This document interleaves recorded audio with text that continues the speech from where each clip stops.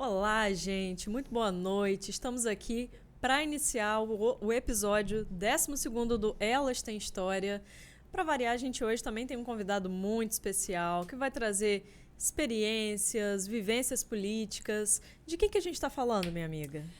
Gente, boa noite. Um prazer estar aqui com vocês hoje, nesse dia que pra gente foi muito especial. A gente fez o anúncio do Elas na TV, lá na Record hoje, foi muito legal. E esse convidado que está aqui com a gente já queria trazer um tempão. A gente brinca aqui porque a gente só traz amigo, né? Ele é a expressão que a gente só traz amigo, porque a gente adora ele sabe disso, porque ele é de sentir energia, ele sabe disso. E ele conta história dos bastidores da política de Campos de uma forma envolvente, né, Lá? Muito envolvente. Envolvente, leve. Faz sempre a gente querer saber mais da história dele com a história de Campos. A gente está falando de Geraldo Pudim, né, gente? Amigo, obrigada por estar aqui. Eu que agradeço a vocês, Larissa, Rafaela. E como diz o programa, elas têm história. Hoje aqui eu não tenho história. Quem tem história é vocês. A gente conta história pra caramba, né? Mas você conta mais. Gente, deixa eu pedir a vocês, olha, compartilhem um podcast, manda pra família, pros amigos. Fala que agora a gente vai falar sobre Campos, sobre muita coisa bacana da nossa cidade e de quem viveu de perto, experiências muito bacanas, interessantes, outras nem tão bacanas assim. Hoje tem polêmica também e a gente brincou que esse podcast aqui chama o quê? Café com Pudim. Exatamente, tinha que ser o nome do programa hoje. O pudim tá aqui, mas o café ainda não chegou. Então, manda sua pergunta também, tá? A gente tá de olho aqui no YouTube, pode mandar a pergunta e aqui não tem censura. O que você mandar, a gente vai perguntar. E eu vou responder, sem problema nenhum. Podia ser de frente com o Pudim também. Pudim, pra gente começar, fala um pouquinho pra gente como que você iniciou ali a sua carreira política, como que você se interessou pela política? Olha, Rafaela e Larissa, né? Larissa. Eu, na verdade, a gente já observava a política por causa do meu pai. Meu pai era um brisolista ferrenho, meu pai sindicalista, bancário, e acompanhou naquele período de 1979, quando o Brizola estava retornando do exílio, né? Aquela reabertura, né? Exatamente. Houve ali naquele período anistia, houve anistia de vários políticos brasileiros, um deles foi o Brizola, e o Brizola retorna ao Brasil em 1979. E a gente começou a acompanhar os passos de Brizola ali naquele período, e quando desembocou na eleição de Brizola em 1982 para o governador do estado do Rio de Janeiro. Então, a partir dali, a gente começou a se interessar pela política a partir de 1982, mas não tinha filiação partidária nem nada, apenas como uma pessoa que começou a admirar o Brizola pela história que meu pai contava dele.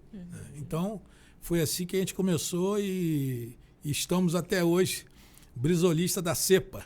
Eu ia te perguntar isso. Você ainda se considera brizolista? Sim. A raiz da gente é brizolista, trabalhista. As pessoas... há uma confusão muito grande conceitual das pessoas de hoje, principalmente para essa questão do pluripartidarismo que nós temos. É muito difícil você identificar as correntes ideológicas que tem no partido, né? As pessoas falam muito de direita, esquerda, conservador, progressista. Essa bipolarização que varreu o país, né? Mas dificilmente você vai pegar um programa, um manifesto ou um estatuto de um partido, você vai ver diferenças entre o que eles estão propondo ali no seu papel. Né? Exato. Agora, o Brizola, quando tomou a calça reada, que a gente chama, em relação ao PTB, quando ele retorna e a Ivete toma o PTB dele, ele vai e cria o PDT, o Partido Democrático Trabalhista, e foi aonde a gente iniciou a nossa vida política, como foi com o Brizola no PDT, que ele dizia que era um partido trabalhista. Embora o Darcy sempre falava que o Brasil era um país de um socialismo moreno. que o que esperava o Brasil era um socialismo moreno, que precisava ser construído. Então, essa questão encantava a gente, né? Você ouvir Brizola falar, você ouvia 2 horas, 3 horas. E ele gostava de falar 2, 3 horas, né? E você não conseguia se mexer, porque a retórica dele era muito motivadora, né? E de verdade. O Darcy também. O Darcy já tinha uma dificuldade com o Darcy, né? O Darcy ele tinha uma velocidade de pensamento infinitamente superior à capacidade de falar. Então, ele comia as palavras. Ele pensava, conversando, mas ele comia muitas palavras. E se você não tivesse a capacidade de juntar isso aí, e você não conseguia entender o que ele estava falando, tal era a velocidade com que Darcy. Então, o Darcy e o Brizola eram fontes de inspiração. E aí eu retorno do Mato Grosso, fui para o Mato Grosso, trabalhar aqui nesse período. Eu cheguei desempregado do Bameirinhos, onde eu trabalhei, e fui para o Mato Grosso, em 1984. Quando eu retorno em 1985 no Mato Grosso, eu reencontro o Garotinho. Que aí o Garotinho já... Você já o conhecia? Já conhecia de escola, mas não tínhamos uma proximidade de política.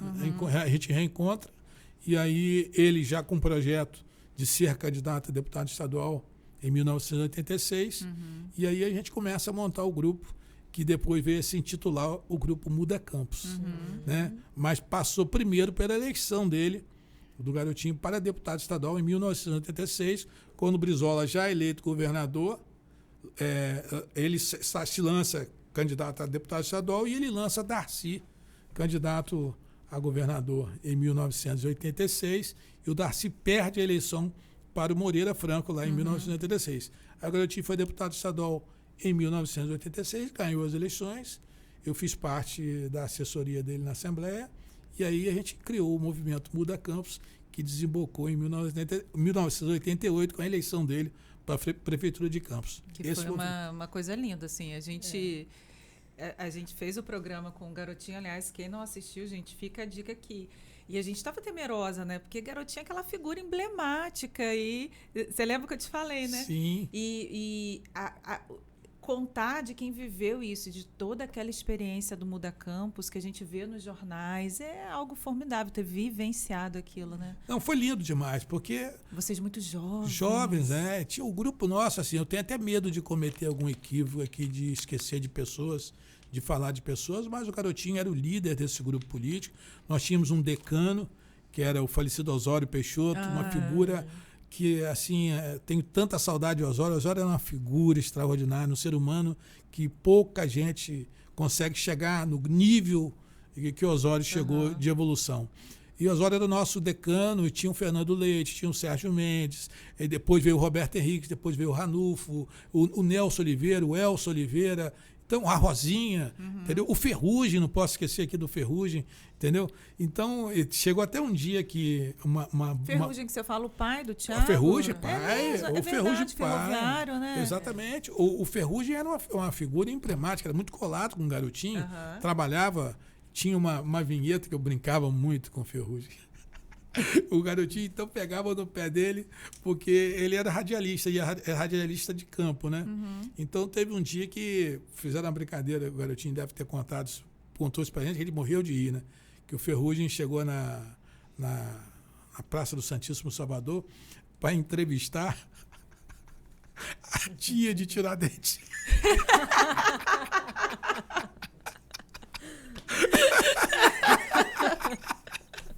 Se fosse do Joaquim Silvério, até teria. Poderia ser. A tia de Tiradentes. Aí o Garotinho, aí tinha uma vinheta que chamava... como é que era a vinheta mesmo? O fuçador de notícia. Aí fala, Ferrugem. Era tipo assim, o fuçador de notícia. Fala, Ferrugem, eu tô aqui diretamente do calçadão, Garotinho. Você não vai acreditar no que tem aqui, Garotinho. Eu tô aqui com duas senhoras lindinhas aqui, as tias de Tiradentes. Muito legal. Então, a gente tinha uma conexão, né, assim, muito forte entre a gente, porque existia uma formação política e ideológica da gente, do próprio Brizola, né? Essa raiz do Brizola. E o Garotinho era o líder desse projeto todo. Por isso que foi muito lindo esse movimento Muda Campos, que foi uma ruptura, né? E pouca gente sabe, né, Rafaela e Larissa, que esse período é um período complexo, porque a anistia ela começou no final da década de 70. Porém, o período da ditadura militar se encerra em 1985, quando Tancredo se elege através de uma articulação, elege pela uma votação indireta no Congresso Nacional, e que fizeram uma articulação com o Sarney, que era militar na vice. Então, em 1985, dia 15 de março de 1985, o Sarney, o Tancredo teria que tomar posse. E não toma posse. E aí ele morre. Aquela foto da igreja dele é muito assim, o fotógrafo é aquele clique perfeito, dá para ver na expressão dele que estava com dor, né, que sim. Enfim, são aqueles episódios, né, da escola, da vida, que quando você conta para os alunos, eles ficam assim, mas ele foi assassinado, professor? É difícil até de explicar. Explicar, né? Isso. Agora, até hoje as pessoas comentam dessa forma. Mas o que eu quero dizer é o seguinte, a gente, um grupo de jovens, naquele período ali, num período de 1985, quando se encerra efetivamente o período da ditadura militar, há uma eleição indireta, nasce o movimento das diretas, todo mundo com receio, todo mundo com medo, porque, na verdade, quem assume a presidência era o Sarney, que era um milico também, entendeu? Então, foi um início de carreira, assim, para a gente jovens, que de certa medida nos colocava medo. Né? Porque nós estávamos muito recente, o período da ditadura militar, com a anistia em 79, teve final da década de 70 terminando, inicia a década de 80 ainda com o regime da ditadura militar, há uma eleição em 1985 e em 86 logo o garotinho se candidata e se elege como deputado estadual. E a gente não sabia como é que esse processo ia ficar. Então pouca gente sabe desse sacrifício que nós fizemos lá atrás e que, em grande medida, o grande líder disso tudo, dessa ruptura, foi o garotinho, né? Porque o Zezé, foi que ele substituiu o Zezé, derrotou o Zezé com um candidato, que era Jorge Renato Pereira Pinto, que se ele candidatou em 1988, foi o Jorge Renato, e o garotinho derrota o candidato Zezé, né? E o Zezé veio egresso do processo da ditadura, naquelas indicações de prefeito que tinha. Zezé era subdelegado. Embora, historicamente, fossem duas lideranças políticas, de populares. O campo popular do Zezé era o mesmo campo popular do garotinho. Se a gente fosse medir aqui, embora Zezé tivesse sido embalado pelo processo da ditadura ainda, porque ele se tornou prefeito em meio a esse processo, que o garotinho, em 88, rompe com todo esse processo e se elege. E aí começa a ruptura definitiva com o modelo de gestão de Zezé implantado por Zezé aqui, que durou muito tempo, até que o Rafael Diniz vença as eleições lá na frente, porque todos os antecessores foram oriundos do Muda Campos. E aí é bom lembrar para quem está em Campos, Rafael, neto de Zezé. Zezé. A gente ainda vive numa cidade, e eu falo isso com certa preocupação, você sabe disso, que esses grupos familiares ainda se reproduzem no poder, né? Você ainda vê essas mesmas famílias, é assim na Câmara, é assim na Prefeitura. E o que eu ia te perguntar é o seguinte, além dessa mudança de redemocratização, era um grupo de jovens, nenhum rico, lutando contra a máquina, contra os usineiros, essa é a verdade, os grandes fazendeiros de campos, sem nada, né? Só com a coragem. Só com a coragem. Eu vou falar um fato aqui, que o garotinho usou isso, de Prestes, porque o Prestes falava isso, aí o garotinho usou. Um dia eu vindo de carro com ele, porque a gente caminhava muito pelos bairros, criou os conselhos populares. Era uma ruptura mesmo de modelo de gestão envolvendo a população.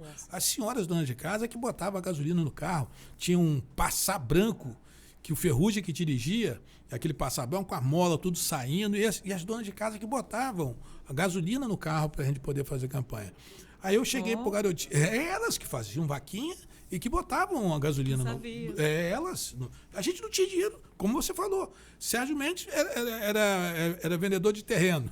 Eu, bancário. Garotinho, radialista. Ferrugem, radialista. Tinha um conjunto de garotos que não tinha ninguém. Ali tinha ninguém da elite de Campos, ou que fosse rico, ou que tivesse tido a oportunidade de estudar numa grande universidade. Nada disso. E aí era esse que foi o bacana. Eu dirigindo o carro, eu no carro junto com ele, Ferrugem dirigindo, eu falei, garotinho, como é que nós vamos ganhar essa eleição de Zezé? Garotinho, Pudim, Ferrugem, Zé do Fritz, Trovão Azul, Nazira Costureira. Muito bom. Como é que nós vamos ganhar essa eleição de 17? Aí ele usou uma frase do Prestes. Esse é o exército que nós temos. Entendeu? E aí a gente ganhou a eleição com esse time aí. Com o Garotinho, muito com representativo. com Rosinha, com Pudim, com Ferrugem, com Zé do Fritz, com Dona Nazira Costureira, com Trovão Azul, que consertava fogão. Então, era isso. Mas a gente tinha, interessante, é que a gente, na história, criou um movimento mesmo de formação política. Toda segunda-feira, o Garotinho morava na 21 de abril. Do lado da casa dele, que não pertencia à casa dele, mas pertencia à casa da vizinha, e Jofre Imóveis, que era o dono que alugou o imóvel, cedeu essa garagem que não tinha carro para que a gente pudesse fazer o curso de formação política. Então, toda segunda-feira a gente tinha curso de formação política ali. E aí começou a inscrever pessoas que queriam ser candidatas a vereador, entendeu? Mas formando as pessoas. Aí começamos a criar os conselhos populares. Cada pré-candidato desse vereador na sua comunidade tinha que indicar para a gente poder fazer reunião. E a gente ia lá. E aí tinha uma base para que consistente de participação popular. O Garotinho foi uma pessoa que a história haverá de reconhecer a importância que ele teve dessa ruptura. Entendeu? Ele pode ter 1000 defeitos, mas ele tem uma história linda de vida, de construção, e que começa com isso aí. Ele era o grande ícone de toda essa nossa estrutura. Então, a gente ganhou as eleições em 1978 e demos sequência no governo dele com esses conselhos populares que a gente tinha. Formava na casa, reunia na casa de Fred. Aí Fred lá reunia lá e a gente tinha um número efetivo de pessoas, era 11 ou 12 membros do Conselho Popular. Então, ele tinha que colocar 11 ou 12 membros. Tinha uma ata, tinha um diploma, as pessoas tinham a obrigação de assistir às reuniões, de conversar, de dialogar. Então, nada dele foi de forma empírica. Ele tinha, óbvio, uma intuição, mas ele construiu junto com a gente. Nós construímos um projeto para a cidade de Campos baseado em ouvir. Nessa experiência. Em ouvir as pessoas. Então, isso aí para a gente foi uma história que pouca gente na história sabe. Isso aí. E em meio a um processo que a gente não sabia ainda o que iria acontecer, se teria um golpe, um contragolpe do golpe, a gente não sabia de nada. Todas as nossas reuniões eram monitoradas. Todas. A gente sabia das pessoas que se infiltravam lá dentro. Eu já tinha até que a gente já combinava de falar coisas para que ele pudesse levar para lá, que não estava acontecendo nada. Mas a gente também já tinha identificado. Então, qualquer reunião que a gente fazia em sindicato, qualquer reunião que a gente fazia numa garagem, e que se tornava pública aquela reunião, tinha gente infiltrada. Eles usavam o pessoal da Polícia Militar para poder se infiltrar do serviço reservado deles, para se infiltrar nas reuniões, para saber o que a gente estava fazendo. Então, a gente sofreu muito, mas foi muito gratificante, viu? Pudim, a gente está falando de uma geração que teve que lutar para ter participação política. E, enquanto você estava falando, a gente se olhou aqui, porque a gente estava justamente conversando sobre isso ontem. O quanto é importante ter formação política. A gente vive uma geração de jovens, né? Porque a gente já se acha velho, a gente não é tão jovem assim. Ela que está falando, eu não. Eu estou falando muito aqui, vocês têm que falar bem. Que não vive a política, que não participe, que não vê a política como uma área de interesse, que não pensa sobre exatamente. A gente estava falando, inclusive, sobre os vereadores, o quanto seria importante a gente ter um curso de formação política para quem quisesse se candidatar como vereador, para entender o papel de um vereador, para entender a participação dele, a responsabilidade que ele tem diante da comunidade, né? Falávamos sobre isso ontem. Então, sua fala foi providencial. E essa é a grande dificuldade hoje da política, viu, Larissa? Essa é a grande dificuldade que eu vejo hoje. As pessoas não fazem mais, com o advento da informática, das redes sociais, tá certo? As pessoas não fazem mais política, as pessoas fazem eleição. E isso tem atrapalhado muito a qualidade, tá certo, das pessoas que estão indo para o parlamento e assumindo até funções executivas também. Porque, infelizmente, você antigamente atraía as pessoas para um diálogo político pela construção. E era uma construção coletiva, não era uma construção individual. Hoje não. Você vai para um processo eleitoral que você não tem mais política. A política hoje virou corporação. Você vê que já existia antes, mas agora é muito mais. Vou dar um exemplo aqui. Você vai lá no Congresso Nacional.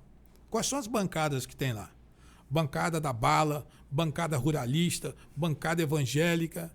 Né? Então, são bancadas que vão nos seus nichos ali e que utilizam a ferramenta. E aí, vocês que são mais jovens do que eu já estou velhinho, vou fazer 63 anos agora, dia 8 de março vou fazer 63 anos de idade, é o seguinte, a tecnologia da informação hoje, ela consegue transformar uma pessoa oca num candidato maravilhoso.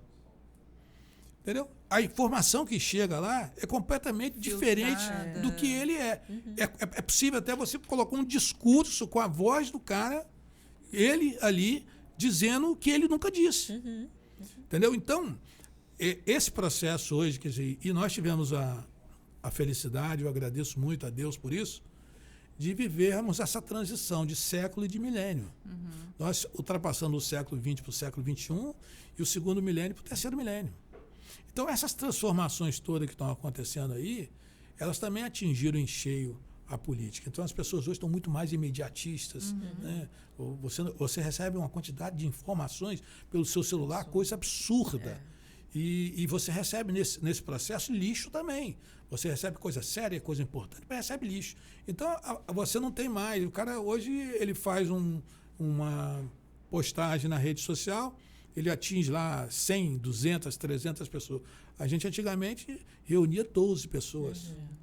E aí você tinha que fazer 3 reuniões por noite, eu fazia 3 reuniões, Sérgio Mendes fazia 3 reuniões, Rosinha fazia 3 reuniões, Ferrugem fazia 3 reuniões, para você atingir um quantitativo de pessoas compatível com o que tem hoje na rede social. Mas antes não tinha enganação. Antes era ali. Você chegar e olhar no olho, ouvir a esculhambação, falar o que você tem que falar, dar o recado e tocar. Hoje a qualidade das pessoas está caindo justamente porque você falou, né? Essa questão da formação política.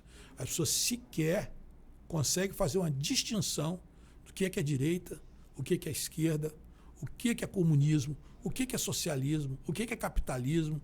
As pessoas não têm a mínima noção. Elas vão repetir aquilo que elas estão recebendo de informação aí através das redes sociais. E coitado do especialista que tenta dar alguma explicação porque ele ainda é achincalhado. Pessoal, a gente está acompanhando aqui a participação de vocês. Beijo a todo mundo do arquivo que está aqui, ó. Almi, Claudinha, Valquíria, enfim, a família também está aqui, nossas fãs, né? Nossas fãs número 1. Mamãe e mamãe. Mamãe. As mamães estão aí? Então, minha mãe te adora. Beijo, ela te acha mamães. Ainda mais no mês das mulheres, hein? É isso aí. E, gente, olha que bacana. Porque esse podcast é muito legal, não só para quem está assistindo ao vivo, mas a satisfação que dá da qualidade de material que a gente dá. Você falou sobre Garotinho, a sensação era exatamente essa. Podia falar assim, caramba, a gente está podendo falar, conversar e deixar gravado com o cara que proporcionou toda essa mudança que a gente sabe da importância. Você agora está dando um testemunho de quem viveu, de quem participou. Isso é formidável, gente. Isso é uma chance que o Elas está dando para todo mundo que está assistindo, né? Viva D2 por isso. Pudim, você falou sobre a sua aproximação do Brizola, do Garotinho. A gente vai voltar a falar dele daqui a pouco. Não tem como. Um abraço para Garotinho. Queria que você falasse quando é que você decidiu sair dos bastidores. Você tem muito esse perfil, você é muito pensador, muito articulista, para ser candidato a vereador. Como é que você tomou essa decisão? Ou o grupo tomou por você? Não, eu tinha esse desejo no meu coração. Eu tinha esse desejo de me candidatar. Mas o Garotinho pensava diferente. Para o Garotinho, eu não seria candidato nunca, porque a gente fazia assim, uma dupla muito boa, entendeu? Eu na parte organizacional e ele na parte da condução do processo. Então, a gente se complementava muito em relação a isso. Eu era uma pessoa mas eu tinha esse desejo no meu coração de me tornar vereador, de ser candidato a vereador. E isso, de certa maneira, hoje eu compreendo o quanto isso trazia para ele preocupação. Né? Trazia isso para ele preocupação, porque poderia ser eu, naquele momento, a pessoa a querer tomar um caminho e aí ele perder ali uma parceria. Tanto é que eu fiquei com o Garotinho durante 30 anos. Foram 30 anos de parceria. É uma história de vida e belíssima. Eu não tenho nenhum tipo de, como é que se diz assim, de arrependimento de nada disso, né? Mas eu tinha vontade de ingressar na vida política, tal qual ele ingressou na vida política. É como você tivesse assim, um pai, você, poxa, eu quero ser o que meu pai é. Sim. Entendeu? Então eu quis ir nessa história de ir atrás do pai, né? E aí acabou que a gente conseguiu aí ter uma carreira na política. Tive a oportunidade de por 2 vezes estar na Câmara de Vereadores, tive a oportunidade de 2 vezes estar na Assembleia Legislativa, uma na Câmara dos Deputados e uma como vice-prefeito. E disputei uma eleição de prefeito em Campos que foi uma eleição das mais bonitas, sob o ponto de vista da disputa, de toda a história de Campos. Foi a eleição que eu fui candidato a prefeito junto com Claudeci. Foi uma campanha que de vez em quando eu vou nos lugares ainda, aí as pessoas chegam e falam, chegou Pudim, chegou Pudim. De parente, nosso diretor. Comentou aqui, agora é 15 Quer dizer, agora, com o Pudim Cadeci Campos, melhor. Que legal. Hoje eu cheguei nesse dia na padaria lá perto de casa, lá, a menina falou, chegou Pudim, cadê Claudeci? Tem gente que tem um bonequinho, né? A galera podia ainda dar brinde, né? Tem gente que vem correndo na porta da casa e me trazer o bonequinho, que tem até hoje guardado, bacana, o bonequinho da campanha. Então foi uma campanha bonita, que a gente não levou ali, mas eu não sei se quem perdeu. Eu não sei se eu perdi ou se Campos perdeu, mas seria muita pretensão da minha parte imaginar isso. Mas eu me preparei muito, viu? Eu me preparei muito para ser prefeito de Campos. Mas dos sonhos que eu tive na política, o único que eu não consegui realizar foi ser prefeito de Campos. Quase, né? Quase! Um pouquinho. Agora, deixa eu te perguntar uma coisa que já estão mandando aqui, não tem jeito, a gente vai ter que falar. Primeiro, eu vou falar para você a pergunta do nosso telespectador aqui, Sim. do nosso amigo que está sempre com a gente, mas eu vou te fazer uma outra pergunta também. O Tadeu Basílio pergunta o seguinte: boa noite. Geraldo Pudim fez as pazes com o garotinho? Não. Calma, antes de você responder, que eu quero que ele diga também qual foi a razão, o motivo da briga. Porque quando ele esteve aqui, eu perguntei, garotinho, você é conhecido por ter grandes aliados, por fazer a carreira política, construir conjuntamente a carreira política desses seus aliados, e de repente você rompe. Aí eu brinquei, você rompe com ele ou eles rompem com você, né? Onde é que está a questão? O que aconteceu entre vocês e vocês já fizeram as pazes? Não, a gente não fez as pazes. E, na verdade, é o seguinte, houve um afastamento natural, mas não houve uma briga comigo entre Pudim e Garotinho. Houve uma briga. Houve uma compreensão da minha parte de que naquele momento ali já não existia mais espaço para mim, né? E aí eu vou ser muito sincero, muito honesto aqui com vocês, porque eu acho que as pessoas que estão em casa merecem essa justificativa, né? Veja bem, eu via as crianças de Garotinho nascer, cara. Entendeu?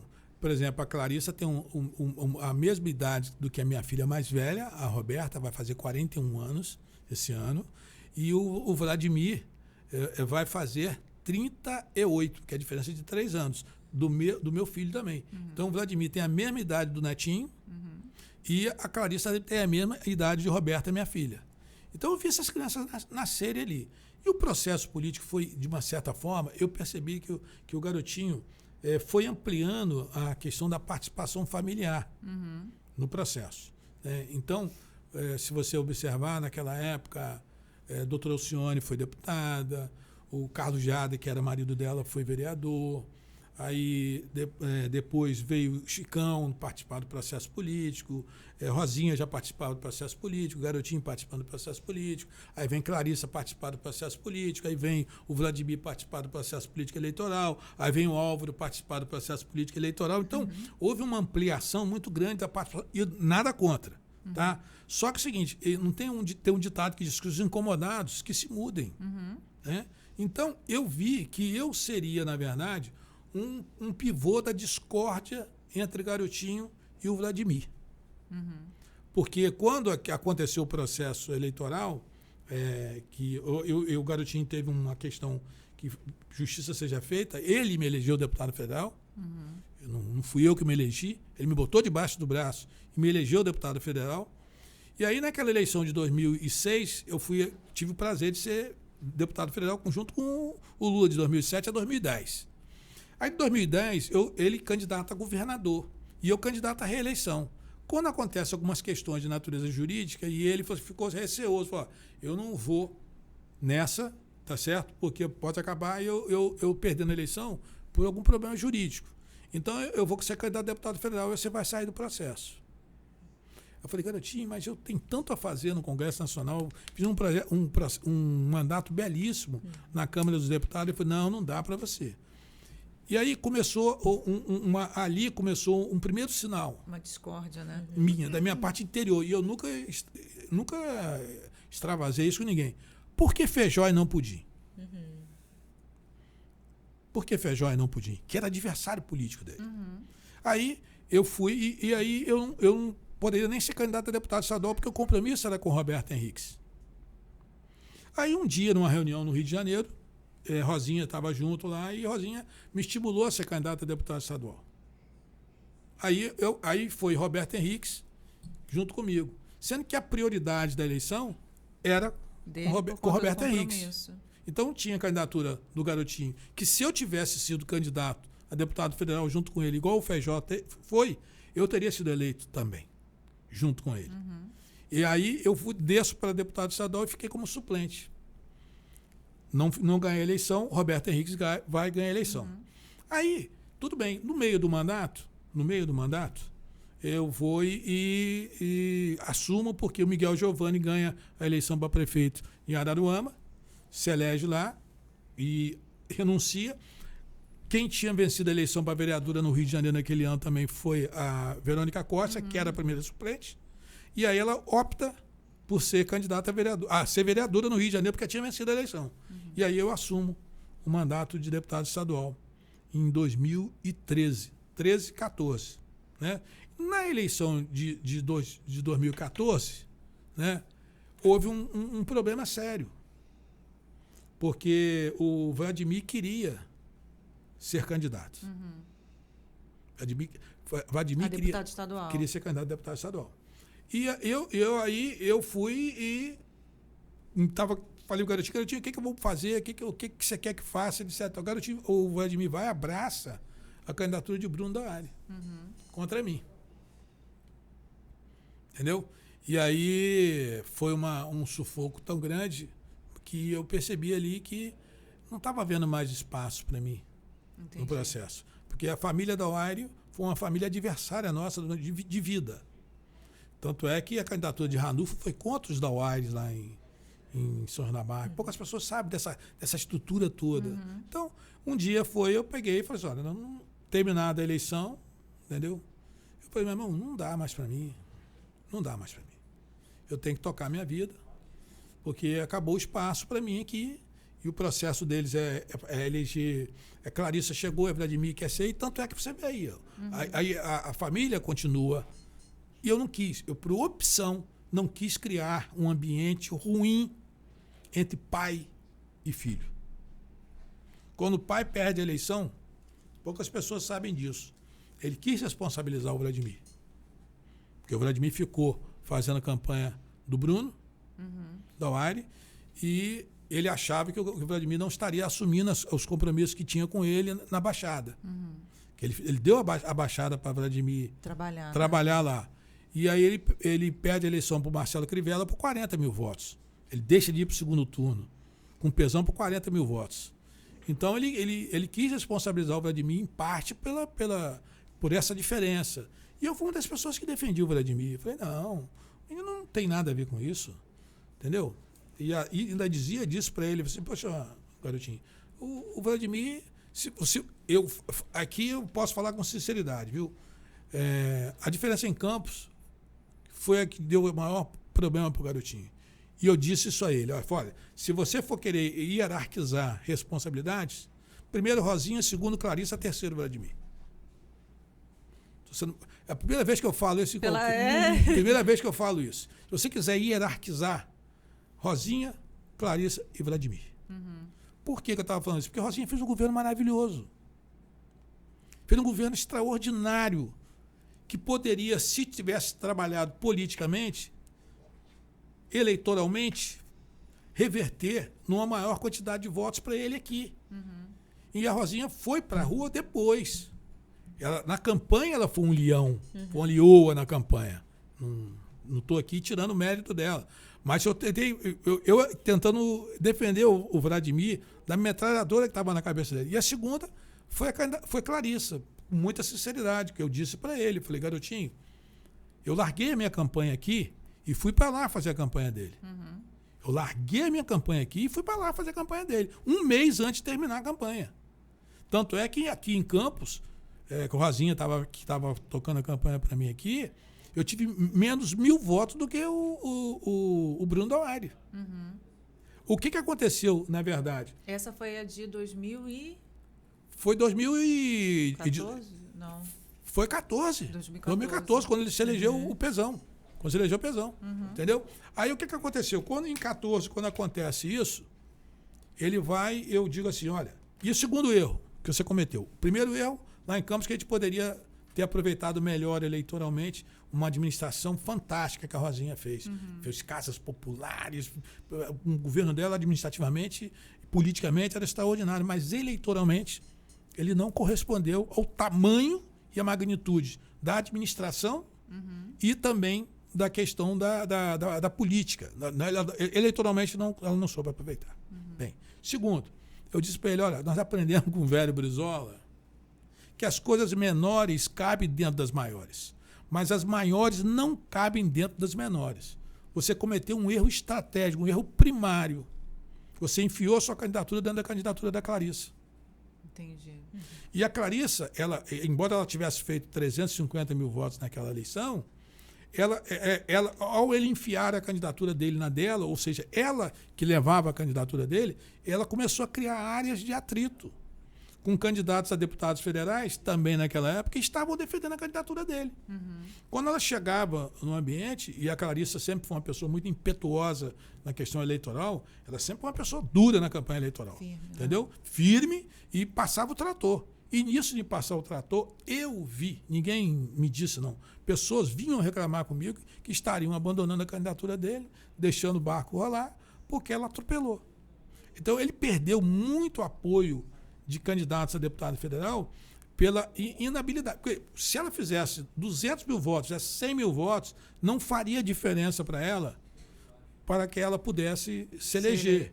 Mas ela queria se eleger com uma quantidade de votos assombrosa, porque o pai tinha feito 700 mil votos na eleição de 10. Na eleição de 10, o pai fez 750 mil votos, não sei exatamente aqui. Então, isso... E, por último, o Vladimir. Que eu falei, você quer que a responsabilidade de mim? Ele é o último nessa história, mas ele quis inverter a história. Então, aí a partir daquele momento ali começou a haver uma definitiva ruptura minha. Não que eu não tenho nada para falar de garotinho, muito pelo Vocês contrário. Vocês têm uma história juntos, não tem... Foi um cara que me ajudou muito, foi um cara que me deu oportunidade, mas eu rompi, fui tocar minha vida. Aqui, quer falar eu vou falar uma coisa no ar. Conhecendo o Pudim como eu conheço, e conhecendo assim, garotinho, eu conheci aqui, né? Mas vi ele falando desses amigos que acabaram rompendo, mas que foram aliados, que construíram a história, que construíram o Muda Campos. Acho que a gente ainda vai botar os dois sentados aqui. É muita pretensão nossa, mas eu não tenho problema nenhum, não. Merece isso. Eu não tenho problema nenhum em estar com ele, porque é o seguinte, eu reconheço a história dele. E a gente está até uma vez conversando com o Fernando Leite, a gente falou assim, o povo de Campos foi muito injusto com o garotinho. Muito injusto. Né? Mas a história haverá de reconhecer. Né? Esse que é o duro da vida pública. Né? Ela reconhece tardiamente. Tardiamente. Entendeu? Tardiamente. O grande mentor disso tudo foi ele. E se nós estamos hoje aqui, onde nós estamos, foi porque ele abriu todas as portas para todo mundo que está aí. E hoje a gente vê o que ele está passando, tá certo? Eu rompi com ele não porque eu nunca fui falar mal dele na rua, nem nada, mas ele hoje está amargando aí, tá certo? Essa situação de que ele está amargando, justamente pelas pessoas que ele defendeu a vida toda. As pessoas que ele botou o peito na frente. O que garotinho fez em defesa de muita gente, cara, ele não merecia passar o que está passando.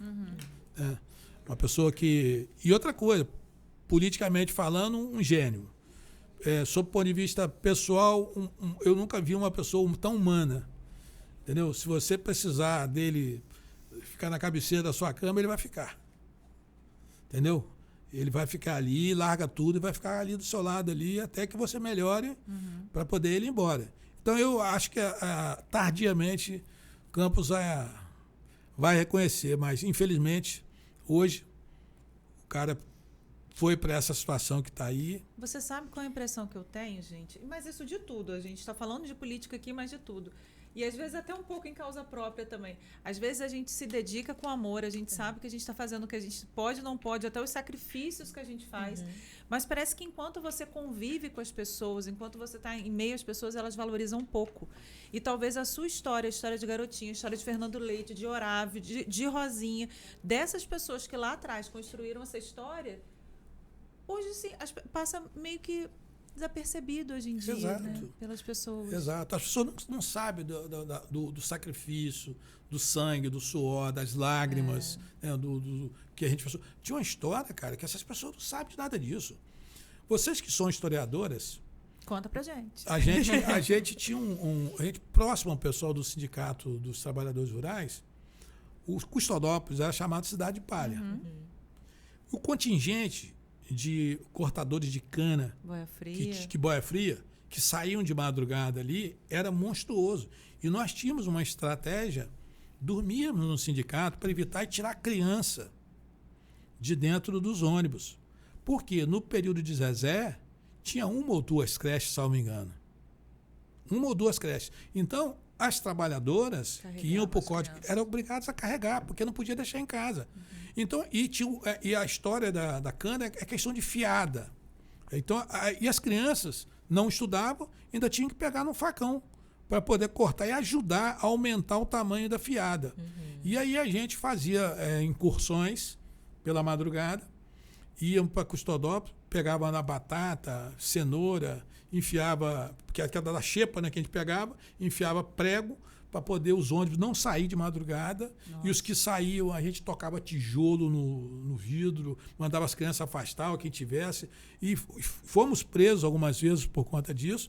E aí que é o detalhe interessante do pensamento, do que as pessoas hoje não têm mais isso. Essa dívida que a gente tem social com essas pessoas. O Garotinho, a grande preocupação dele era com essas crianças, por isso que ele criou os centros de qualidade de vida, que eram chamados CQV, que eram as creches, e ele implantou creche, escola, para tudo quanto foi bairro, tudo quanto foi distrito, para que essas crianças não tivessem que ir para o corte de cana. A realidade vocês viram, né? Entendeu? Vai lá dar um recado ao pessoal sobre a internet. O que aconteceu? Pessoal, estamos com estabilidade na internet, mas o programa está sendo todo gravado e depois vai ficar no ar, na íntegra, para vocês poderem acompanhar a parte do meio para o final, né? Essa parte que deu mas nós entramos com o novo link, vocês estão aqui com a gente, divulga lá, porque o link anterior quebrou, que eles dizem, né? O link quebrou. Tem um link novo, vocês estão aqui, Edmundo Siqueira, meu amigo querido, tem pergunta, mas aí não esquece de compartilhar para quem estava poder voltar com a gente aqui. Inclusive, Pudim, tem uma pessoa aqui dizendo que é seu irmão de todas as horas e para todas as vidas. Você tem um palpite, quem seja? Quem, meu Deus do céu? Leandro Nunes. Um tal de Leandro Nunes. Abraço, Leandro. Nunes. E é amigo mesmo. É verdade. Tem mais pergunta lá. O Jason Crisanto, no link novo, tem pergunta lá. Tá fora? Tô fora. Vou fazer aqui, pega lá no grupo. A gente fica aqui, ó, com o olho na missa, eu tô no padre. Ó, o Jason, acho que é Jason Crisanto. Me ajuda aí, Jason, se eu falei certinho. Pergunta. Pudim pretende voltar à candidatura de Campos? Olha, o Jason, eu vou dizer uma coisa pra você, eu tô com minha alma cansada. Tá nada, gente. Porque, volto a dizer, cara, se você pegar hoje qualquer artista, ele não precisa ter voz, não. Ele precisa ter dinheiro. Ele precisa ter recurso para que ele possa ser projetado. Tanto é que o agronegócio hoje projeta inúmeros cantores sertanejos com investimento pesado, com dinheiro. É aquilo que eu falei, viu, gente, aqui. Por exemplo, sob o ponto de vista político, sob o ponto de vista de preparo, de conhecimento, pode mandar a prefeitura para cima de mim que eu dou conta. Eu não dou conta de eleição, não tem voto. Por quê? Hoje, o modelo de eleição, ele mudou completamente. Ou você tem uma estrutura pesada para te eleger, ou você não se elege. Infelizmente, hoje é isso. Eu não tenho condições de participar de um processo eleitoral, porque eu não tenho estrutura. A demanda financeira é algo assustador. Assustador, cara. Então eu só não volto para disputar qualquer eleição mais por conta disso. Experimentei agora, amarguei coisas terríveis, né, por falta de recurso. Entendeu? Então a gente percebe que ou você tem recurso, ou estrutura, ou você não se elege. Ou então você tem um grupo muito forte por trás de você para poder pegar e te fazer um deputado, um vereador, um prefeito. Se não tiver, não tem jeito. Então, conhecimento a gente tem, preparo a gente tem, disposição a gente tem. Eu não tenho condições de disputar mais uma eleição. Pudim, deixa eu te fazer uma pergunta aqui, voltando um pouco a essa questão histórica.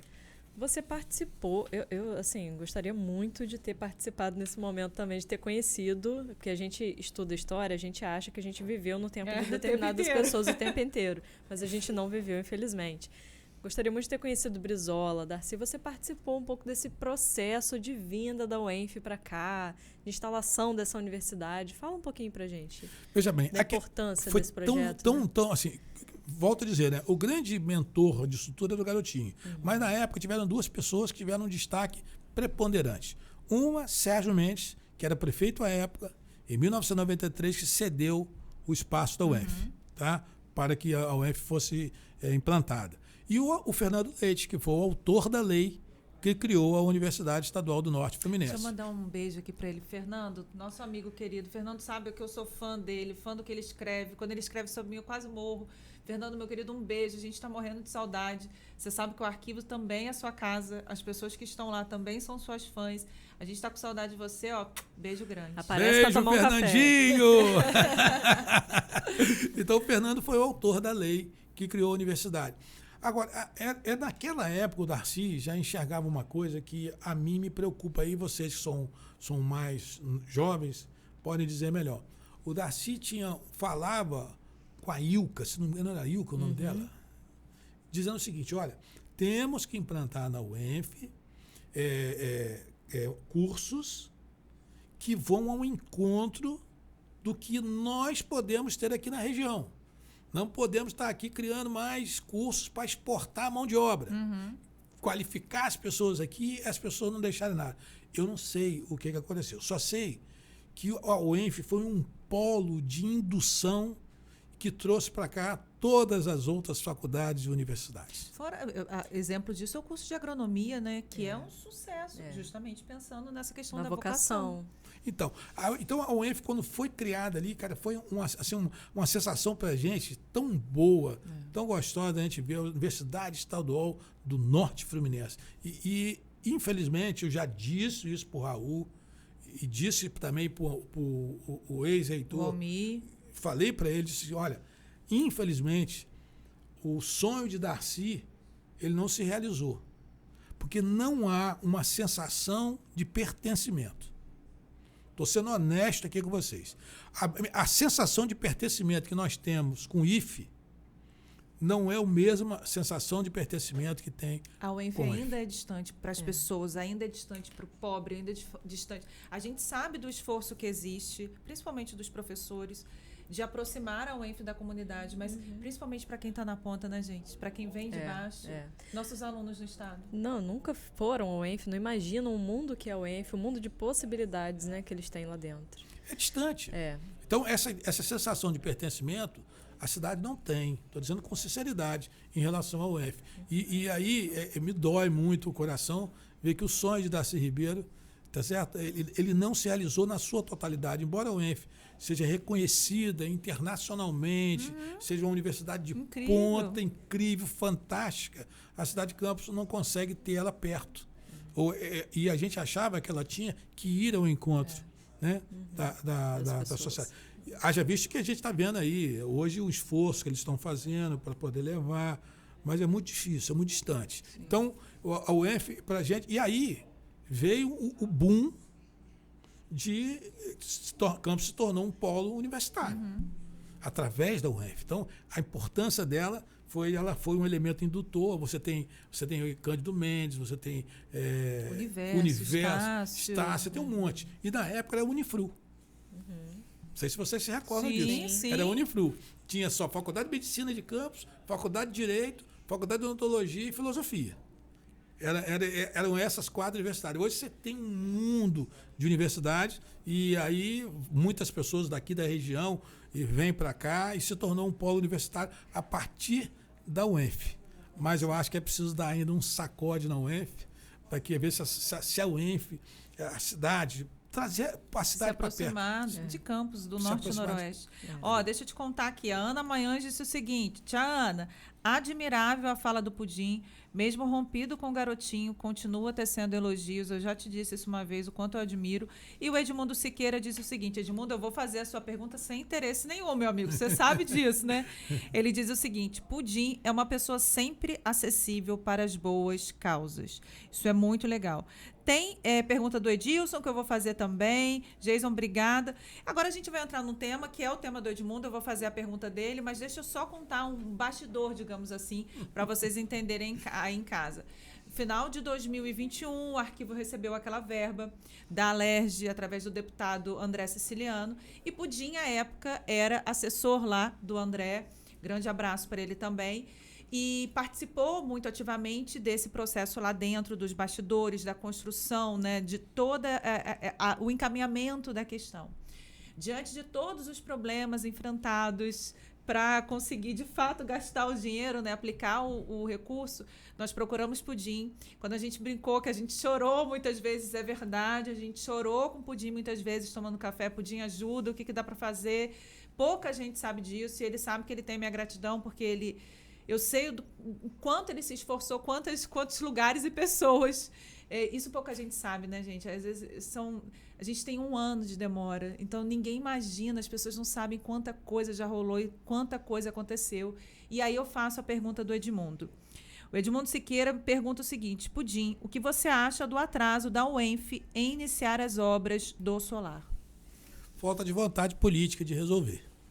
Falta de vontade política. Veja bem, Edmundo, eu vou ser sincero aqui, me desculpe Larissa aqui, me desculpe Rafaela. Eu fiz uma visita para tomar um café com essas 2 figuras aqui, lá no arquivo, antes de qualquer história. E tinha uma outra, que a sobrinha do Letícia, Felipe tá tudo aqui lá com a gente também. E aí, eu fui conhecer, Edmundo, aquela estrutura maravilhosa que tem lá, porque eu até então não conhecia. E aí, ao sair de lá, a gente teve uma conversa tão leve, tão descontraída, eu perguntei: Rafaela, vocês não têm um projeto de restauração, de recuperação? Ela falou: eu tenho sim, tem um projeto, tá pronto. Tem tudo. Tem tudo. E aí, quando esse processo chegou oficialmente ao André, ele já tinha conhecimento, porque eu já tinha informado a ele desse projeto, que as meninas lá me passaram esse projeto e eu tive o cuidado. Para mim, não me interessa saber de que fui eu ou de que não foi Pedro, não me interessa.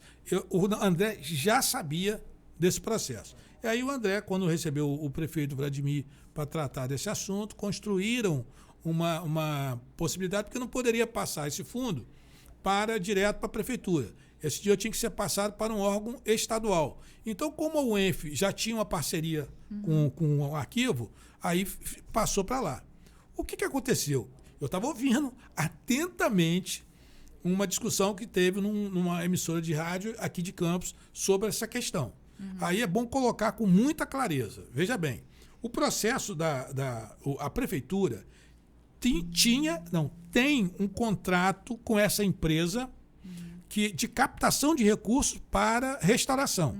Então, o que acontece? A empresa ela desenvolveu o projeto, apresentou o IFAM, buscando a aprovação do IFAM. A mim não me interessa se teve aprovação ou não teve aprovação. Teve uma parceria da prefeitura com esta empresa para que ela pudesse captar recurso no mercado, ou seja, recurso privado para poder fazer a restauração. Nisso que essa empresa vai e desenvolve o projeto e que entra no IFAM para poder pagar, surge esse dinheiro público. O que o prefeito, evidentemente, aproveitou? Bom, se já tem por que não o projeto que já está em curso. Então, o projeto está em curso. Aí, o que aconteceu? O Raul pensa de forma diferente. O Raul acha que tem que licitar o projeto e depois licitar a obra em separado. Então, quer dizer, essa é a questão central. E aí falta vontade política de decidir. Porque se o Raul entender que não tem condições de fazer da forma como estava a bola rolada no gramado, e não tem, na minha concepção, pode ser que haja divergência de pensamento jurídico dele lá. Para mim, não existia direcionamento nenhum. Para mim, não existia direcionamento nenhum. Ali tinha condições de pegar aquele projeto, tá certo? E embutir o valor do projeto no projeto de execução. Existe um projeto que é desenvolvido pela empresa, que é o projeto no papel. E o outro é o projeto executivo, que vai executar a obra. Então, licitava-se. O Raul porque quer licitar uma empresa para fazer um projeto que já tem. Já tem um projeto. Eu não sei nem mais, vocês podem me dizer. A gente tem atualização para vocês. Larissa tá doida para falar. Eu não sei se o IFAM aprovou, se não aprovou o projeto. Quer dizer, se tem esse projeto lá, por que é que não aproveita esse projeto lá? O projeto e a necessidade, né, meu amigo? Exatamente.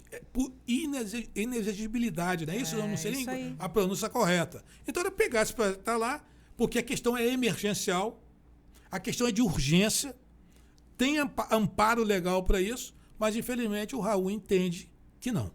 Ele quer porque quer licitar tanto o projeto quanto a execução da obra, ou a empresa que vai fazer a obra. Aí, esse é o impasse. Falta vontade política de decidir. Agora vamos às atualizações. Larissa vai atualizar. Porque, assim, nosso papel aqui, gente, nós somos apresentadoras. Não é para dar pitaco, não é para dar opinião, nada. É só para encaminhar o processo. Mas, nesse caso, a gente tem que atualizar. Tem que atualizar. Como, né? Vai lá. É obrigação, né? Gente, esse projeto do qual o Pudim tá falando, né, tá tratando, ele tem uma propriedade intelectual. Então, foi preciso elaborar um novo projeto. Há uma sinalização do IFAM quanto à possibilidade de execução de uma obra emergencial do telhado. Então, amanhã estamos indo a Cabo Frio, respirando assim, quase aliviadas, né? Não dá para falar que está aliviada ainda. Protocolar o projeto de obra emergencial para o telhado. Então, amanhã acho que a gente dá mais um passinho. Doutor Valadares foi incansável com a gente. Hoje eu tenho que mandar abraço, hein? Doutor Valadares, o senhor sabe que se não fosse a sua ajuda, a gente não teria conseguido caminhar. É aquela coisa de Deus ir colocando as pessoas certas, né? E a gente vai conseguir fazer isso amanhã, lembrando que é a reforma simplificada do telhado. Depois tem a etapa do projeto, que o Pudim falou, ele está corretíssimo. Vai haver uma licitação para o projeto, depois vai haver uma licitação para a obra, né, para a execução. Mas a gente conseguindo cuidar do telhado nesse primeiro momento, a gente cumpre consegue, né, sanar um problema gigantesco. Inclusive, além de Dr. Valadares, deixar aqui um abraço para o Dr. Boechat, que também tem assim, nos auxiliado grandemente nesse processo, tem sido um grande amigo e parceiro. Eu me assustei muito quando vi isso. Você tem um projeto, você tem o dinheiro, você tem uma decisão e a obra não sai. Pudim, eu falei, sabe o quê? Gente, isso só pode ser para tornar a história mais interessante no futuro, porque ela é tão cheia de altos e baixos. É verdade. que dá um livro só essa história. Ó, eu vou fazer a pergunta aqui do Edilson Teixeira, conhece? Meu compadre. Eu acho que, olha o que ele pergunta. Pudim, você não vai ser candidato, mas pode coordenar uma campanha majoritária? Aí depois ele complementa. Ou seja, tem pretensão de coordenação? Já houve algum convite? Compadre, você está querendo ser candidato a prefeito? Pode contar comigo, compadre. Eu gosto muito dessa parte de bastidor. Na verdade, a vida toda eu fiz isso com o Garotinho, né? Estou 30 anos fazendo isso, coordenando. Pouca gente sabe que eu fui coordenador da campanha da Rosinha, lá no Rio de Janeiro. Ficamos eu, Mauro Silva e Jaimão na coordenação da campanha. O Jaimão e o Mauro Silva ficaram mais na parte de televisão e eu fiquei mais na parte de rua. Então, foi uma campanha vitoriosa que a Rosinha teve. Quer dizer, eu tenho a experiência de ter coordenado 79 municípios na campanha do Garotinho, que se elegeu governador, de ter coordenado 92 municípios da campanha que a Rosinha se elegeu governadora. As campanhas do Garotinho também a gente coordenou aqui. A gente tem...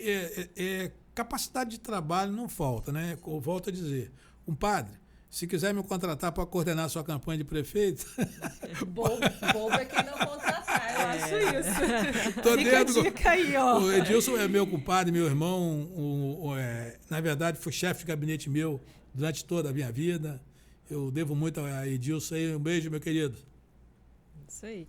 Temos mais perguntas aqui. O Lucas Velasco está te perguntando, Pudim. Na sua visão, por qual motivo aconteceu a ruptura de Garotinho com o Dr. Arnaldo, que culminou na sua campanha prefeita em 2004? Eu me recordo o seguinte. Nessa época, aqui não tem conversa fiada. É tudo aberto. Falar. Na verdade, é o seguinte. O Garotinho esperava, naquele momento que ele foi candidato a governador, e que Arnaldo tinha um grande prestígio, um prestígio enorme. Sim. Ele esperou que Arnaldo se licenciasse da prefeitura para coordenar a campanha dele. E o Arnaldo não se licenciou para poder. E aí eu que fui para lá para ajudar na campanha do Garotinho. Entendeu? Então o Garotinho foi candidato, na verdade, à presidência da República. Rosinha foi candidata a governadora, tá certo? E ele esperava que o Arnaldo, com conhecimento, com a capacidade que Arnaldo tinha, entendeu? Arnaldo ficou uma figura gigante sob o ponto de vista político, e foi uma das mágoas que o Garotinho ficou com o Arnaldo, foi essa. Ele esperava que o Arnaldo se licenciasse da Prefeitura de Campos e fosse coordenar a campanha dele aqui no estado do Rio de Janeiro de presidente da República. Foi essa a questão. Porque eu fiquei na coordenação, na verdade, eu fiquei na coordenação da campanha da Rosinha. Então, mais uma para o programa de vocês aí, né? Gente, dá para escrever um livro só com esse programa. Não são os bastidores aí, olha. Juntar esse com de Garotinho lá. A gente está com estabilidade de novo aqui. Não é aparente? Quê? Tá. Mas o link caiu? Caiu, daqui a pouco vai estar disponível na íntegra para você que está aí poder acompanhar. E se ficou pergunta que a gente não respondeu porque o link caiu, manda que a gente encaminha para Pudim, aí ele vai te responder, sabe onde? Nas redes sociais, porque isso daqui é um artista. Gente, o Pudim é um fenômeno do TikTok, depois vocês procurem ele lá, tá? Achei uma maneira de não ficar no ostracismo. Tá fazendo educação política no TikTok. Tem mais perguntas aí? Bom para mais pessoas poderem seguir para aprender um pouco. Exatamente. Tem uma pergunta minha que eu fiz um programa, foi lá na Terceira, e aí eu estava falando sobre isso. As pessoas até se assustaram muito, isso foi, acho que 1 ano, 2 anos atrás. Que eu falei, para quem é historiador, Campos tinha um protagonismo no Estado, às vezes surpreendente, muito maior do que Niterói, Petrópolis, páreo a páreo ali com o próprio Rio de Janeiro, com a própria capital. Sim. Tanto é que disputou, né, com o Niterói, né, com o Petrópolis. Foi Petrópolis ou Teresópolis? Acho que foi Petrópolis. Quis formar um estado separado, tamanho protagonismo dessa cidade, dos atores políticos, né, dos agentes políticos, terra de Nilo Peçanha, tudo. Eu acho a história de Garotinho formidável, porque Garotinho foi também essa expressão no estado, sim, esse retomada do nosso protagonismo. De repente, a gente perdeu isso. Nós ficamos muitos anos sem essa figura, não essa figura, ou talvez mais figuras, mais protagonismo para o município. Para o município de Campos, no contexto estadual nacional.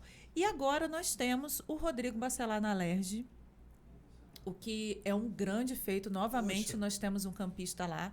Eu sei que as pessoas podem ter questões políticas umas com as outras, mas a gente não pode deixar de reconhecer, assim como o Pudim reconheceu a importância de Garotinho, assim por diante.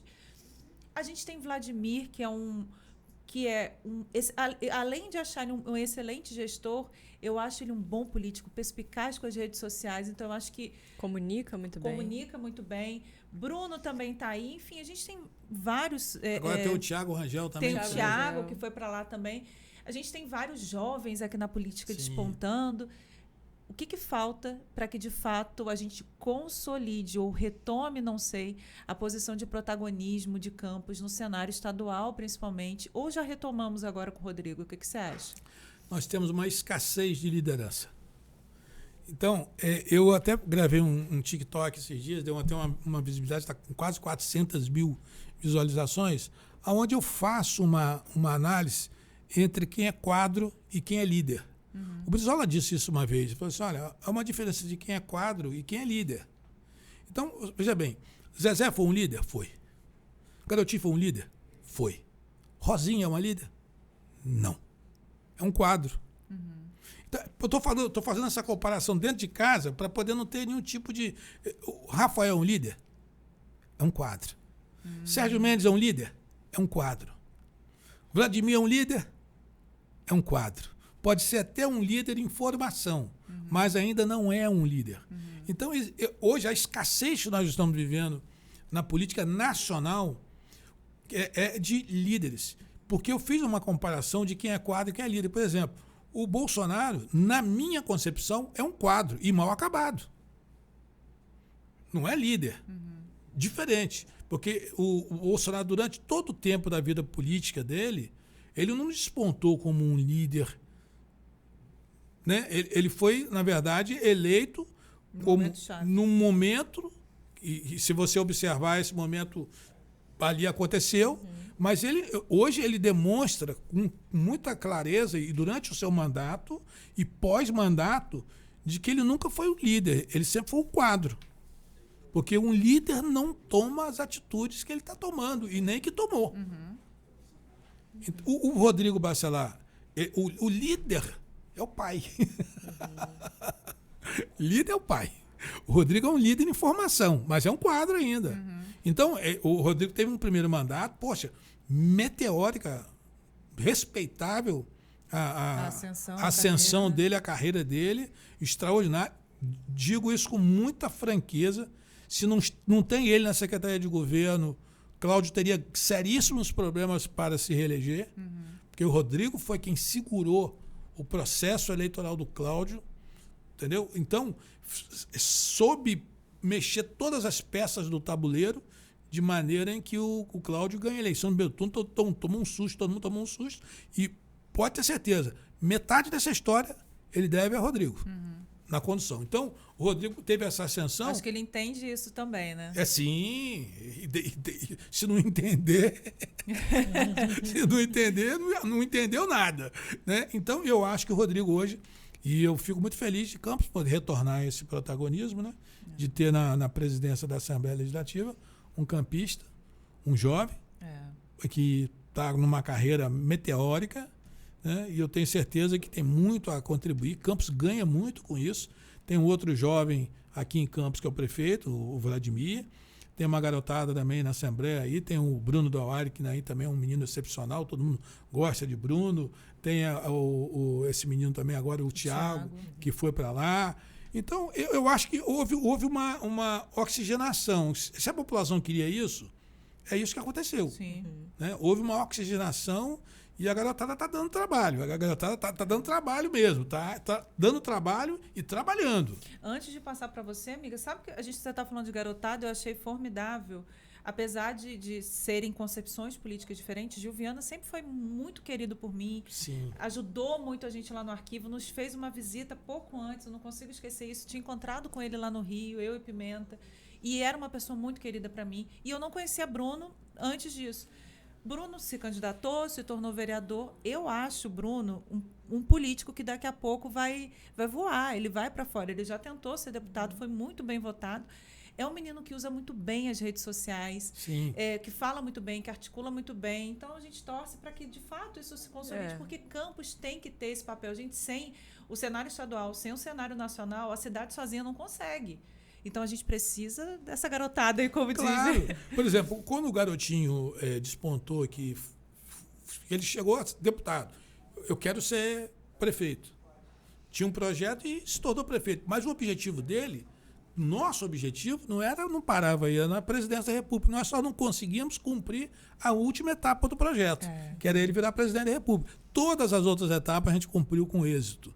Então a gente não conhece o projeto do Rodrigo, né? A gente não conhece o projeto do Vladimir, a gente não conhece o projeto do Bruno. Aí a gente vai poder dizer assim, não, o cara é um líder.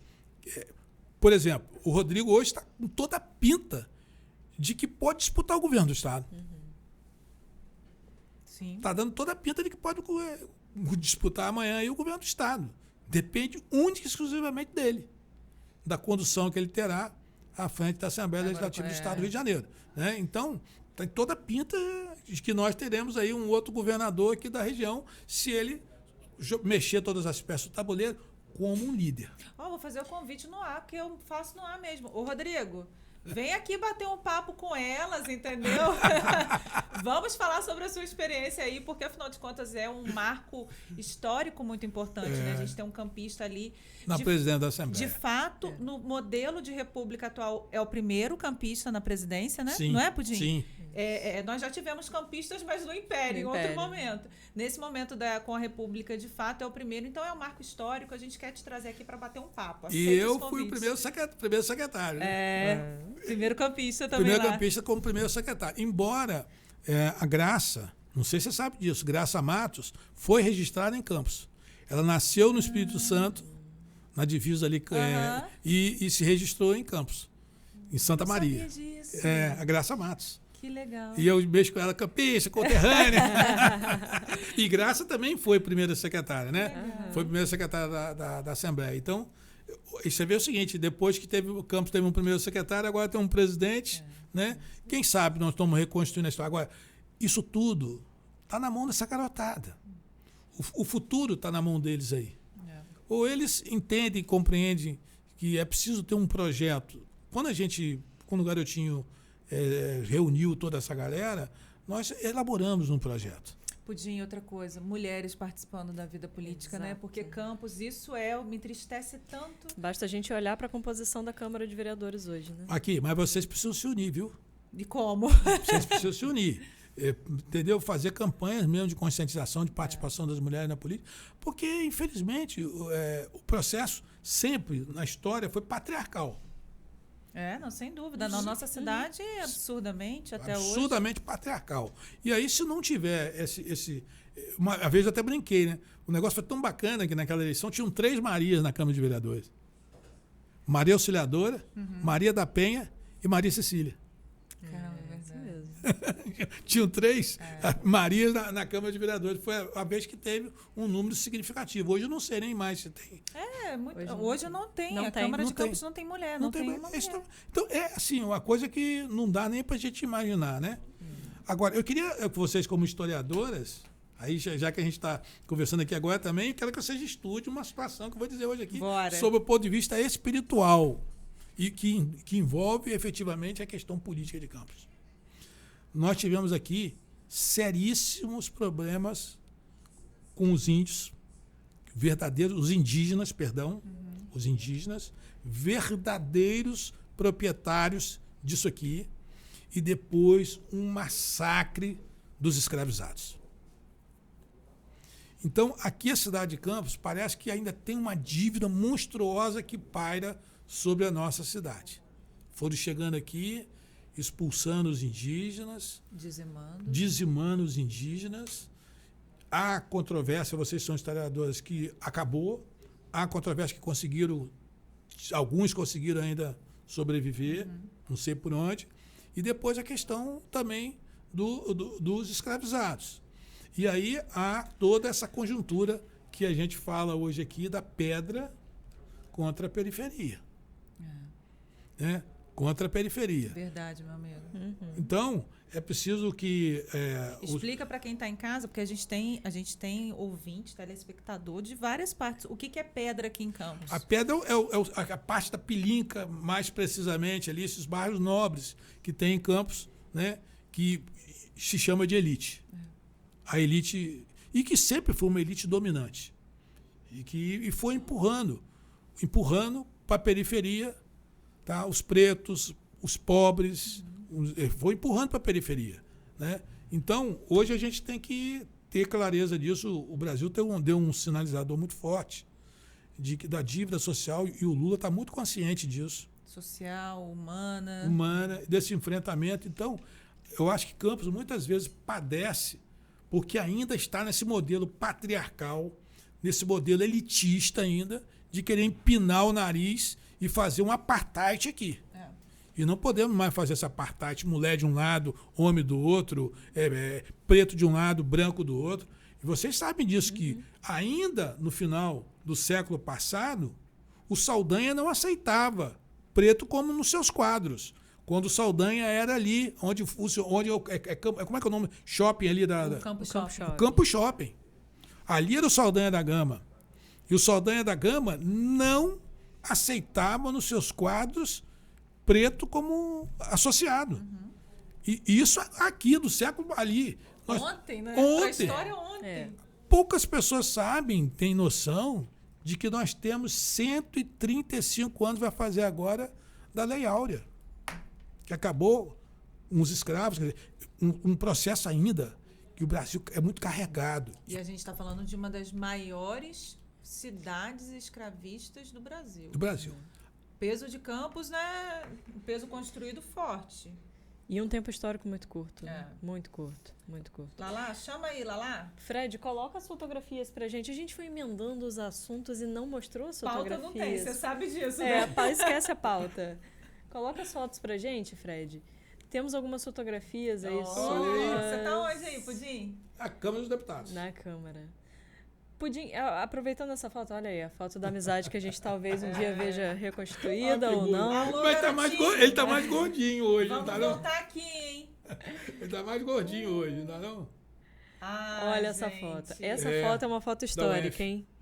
É, essa Da foto é UF. do site da Aduenf, gente. Ali atrás está o Niemeyer, Brizola e Darcy. E Darcy.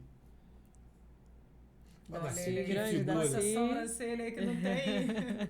Que figura. O Brizola também tem uma sobrancelha horrorosa. Olha olha ele aí. aí em campanha. Contra a reforma bancária, Olha Projeto aí da o UENF. projeto da UF. o COCAR. Eu tenho que fazer até um registro. Esqueci de Carlos Augusto Siqueira, viu? Que é meu primo também que participou desse movimento. Desse Desse processo, movimento. né? Muita Pudim, gente boa. eu queria aproveitar aquela Inclusive foto trabalhou sua. lá como engenheiro na obra da UF. Olha que interessante. Aquela foto sua na Câmara.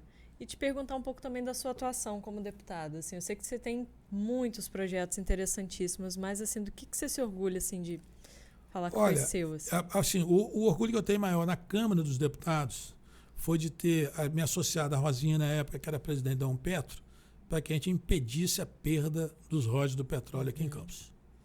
E a gente entrou com 2 mandados de campanha. segurança no Supremo Tribunal Federal. Foi que deu uma embolada naquele troço, porque eles iam passar o rolo compressor em cima dos municípios, porque existia uma grande discussão de que no mar pertence à União, em tese pertence ao governo federal, e não aos estados e aos municípios, e queriam tirar os royalties de petróleo, o que significaria aqui a quebradeira total.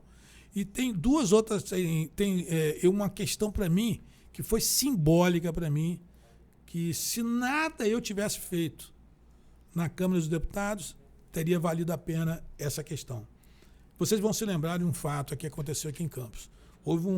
Eu participava como membro titular da comissão que estava apurando o desaparecimento de crianças e adolescentes do país. E eu rodei esse país inteiro, vendo fatos, inclusive, um fato mais chocante da minha vida foi os 7 garotos que desapareceram na cidade de Lusiânia, em Goiás, que a gente procurando, fizemos audiência pública lá e nada se resolvia, ninguém conseguia localizar isso. A gente peitou, eu e a Bel Mesquita, que era a presidente da comissão, e ela lá ela do Paraná, do Pará, de Belém do Pará.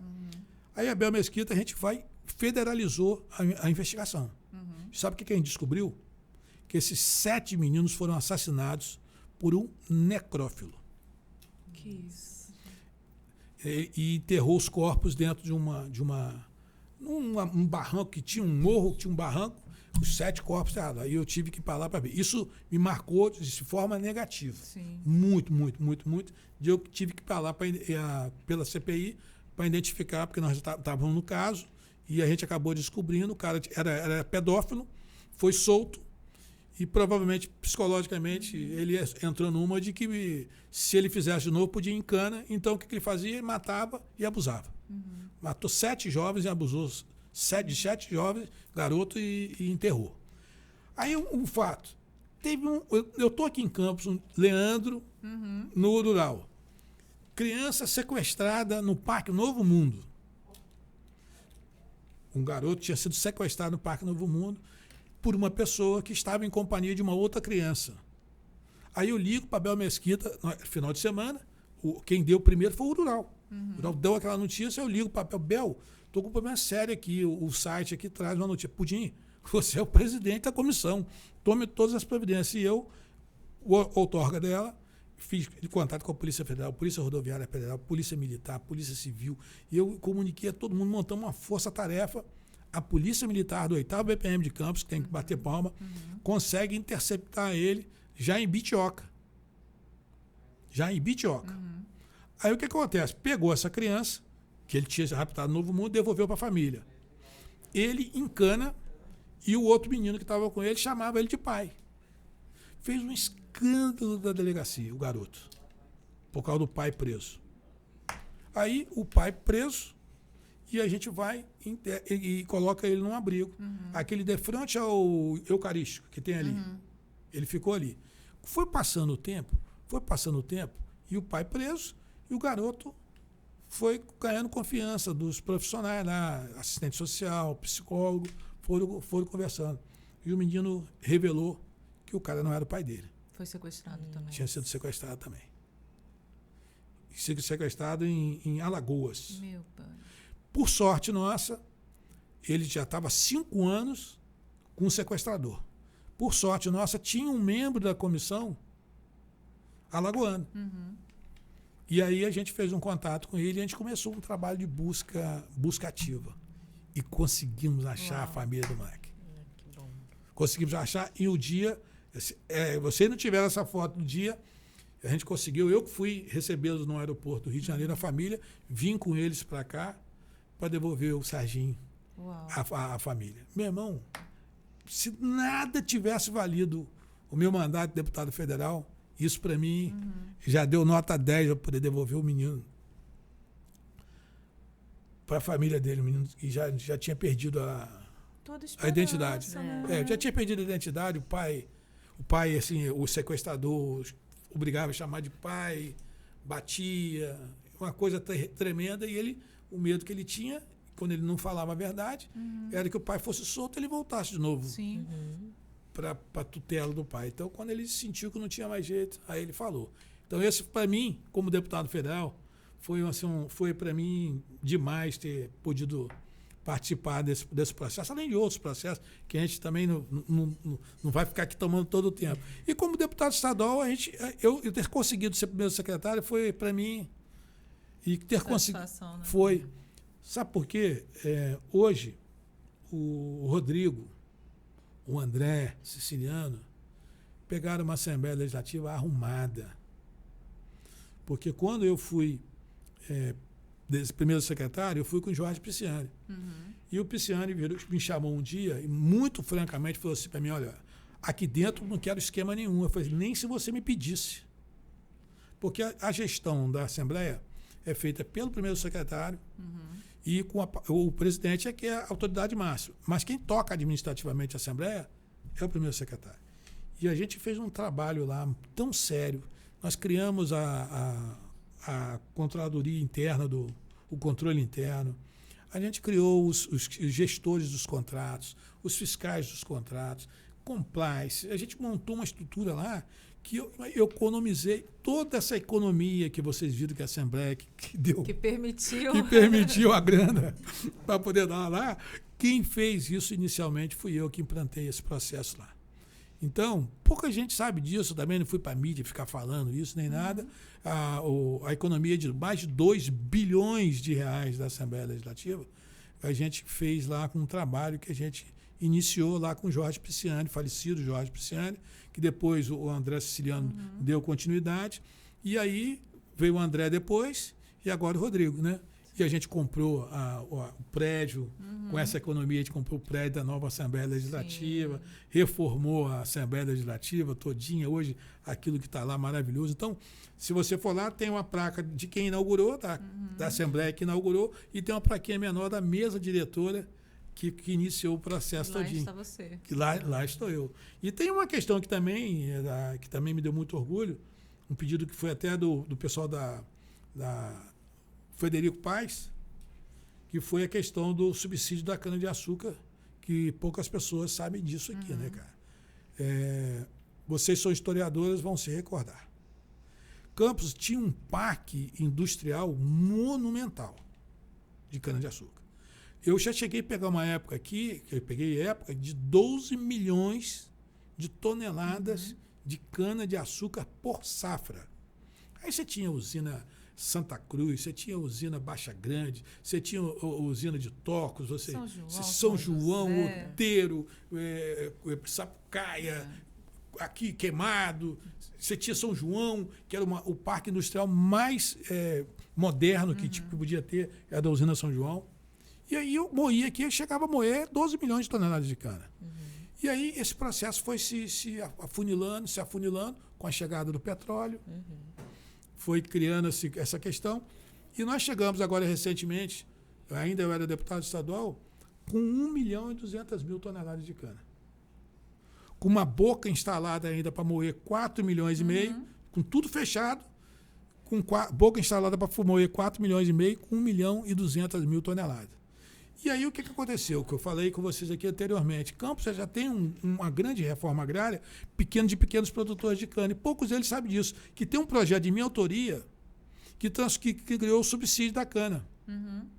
Então hoje, você tem o subsídio da cana-de-açúcar. Então o pequeno produtor que parou de produzir, ele não terá mais prejuízo. Por que ele parou de produzir? Porque ao final da safra, pela questão do preço, ele perdia dinheiro. Ou empatava o dinheiro, então não valia a pena ele plantar cana para no final acontecer o que acontecia, ele perdia dinheiro. E aí o Frederico me apresenta um projeto que era para poder dar o subsídio da cana-de-açúcar, que é o chamado de preço mínimo.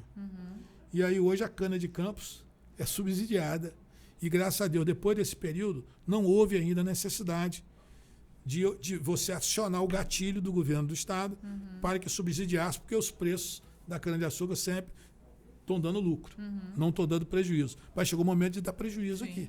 Então, hoje, se o Frederico que está tocando esse projeto aí, eu não sei se é ele que está tocando, através da Coagro, eu não sei se é ele, porque ele é o caso, hoje ele é vice-prefeito. Tem lá, você tem a Canabrava, você tem a Sapucaia que está na Coagro, e você vai reabrir de novo a Paraíso lá em Tocos. Então, com isso, há um estímulo para que os produtores de cana possam fazer, porque não terão mais prejuízo em relação a isso. Fiz vários projetos também da defesa animal. Hoje, você não pode, é proibido a eutanásia de cães e gatos. Um projeto meu. Pouca gente sabe disso. A eutanásia ela só pode ser feita com atestado de um veterinário atestando que a doença é incurável e que está causando sofrimento. E, infelizmente, durante um período aqui, o CCZ virou Tanto é que as pessoas hoje ainda pensam, né, naquele CCZ e o Morales tem feito um bom trabalho. Um grande trabalho. Você vê, não conheço o Morales pessoalmente, mas como eu sou ali amiga da causa animal, eu vejo o esforço hercúleo que tem sido feito que há muito tempo a gente precisava, né? Então, fico os parabéns aqui. Eu vi uma notícia essa semana de um pronto-socorro animal. Acho que é um passo importante, muito né? importante. E aqui tem um registro para fazer também de uma amiga querida que mora em Brasília, hoje a Natália Dutra, que também trabalhou nessa questão da causa animal e foi quem conseguiu as emendas por castramóvel, né? Agora, eu preciso conversar com o Vladimir, vocês que estão próximos dele, porque existe hoje, o Morales também, existe um processo de castração que não é invasivo. É um processo moderno, sim. Né? Que você pode treinar e trazer veterinários, a quantidade que você faz, o tempo de devolução, né? Eu não sei se é EAD, não sei, tem uma sigla que você captura, né? Você esteriliza e você devolve. Né? Então você pega o animal, capturou, esterilizou ele e devolve ele no mesmo dia. Não tem o pós-operatório, que é o processo... Que é o mais difícil. Que é o mais difícil. O pós-operatório. Entendeu? Então, esses dois castramóveis aí, eles têm a participação que foi a Natália que conseguiu essa verba e o Vladimir que comprou e implantou a questão dos castramóveis já com o Morales. Projeto muito importante. Muito. Acho que também é necessário você pensar hoje num hospital veterinário de verdade ali na UENF. De verdade. Com toda certeza. Entendeu? E ali abrir mesmo para a região e investir pesado ali numa parceria com a prefeitura. Então, eu acho que a causa animal ela tem muito para avançar ainda aqui em Campos. Qualquer dia desse eu vou fazer uma visita a Moraes lá, bater um papo com ele, que é um grande amigo lá do Cantinho do Céu. Aí, Cantinho do Céu, não é isso? o que ele trabalhava lá na questão da saúde, que é Cantinho do Céu. eu não sei. Não sei. Moraes. Falou ali que é. Cantinho do Céu, não é isso?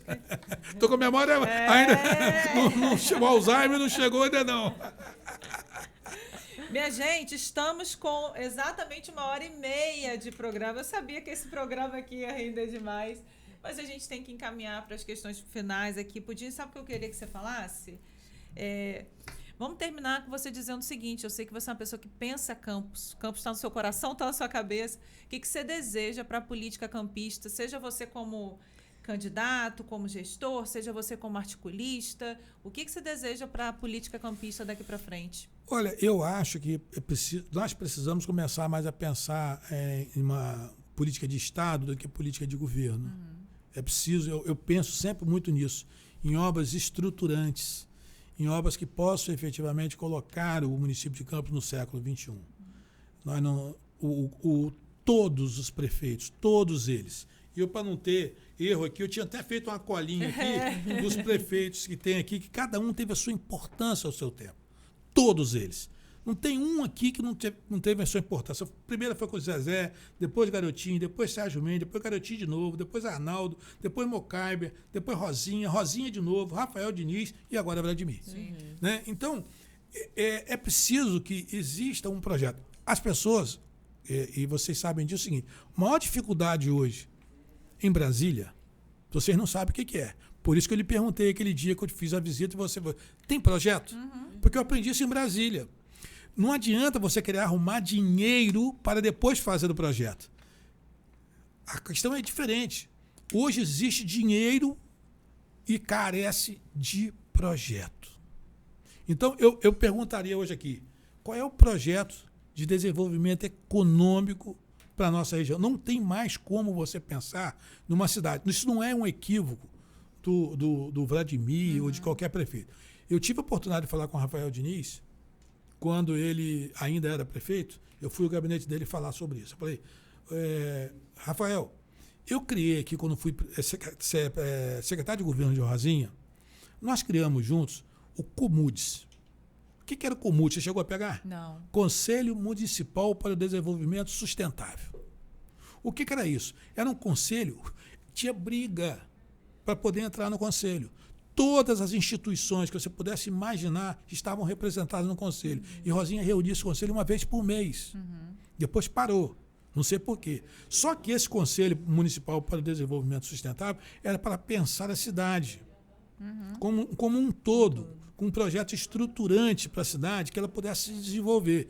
E foi assim.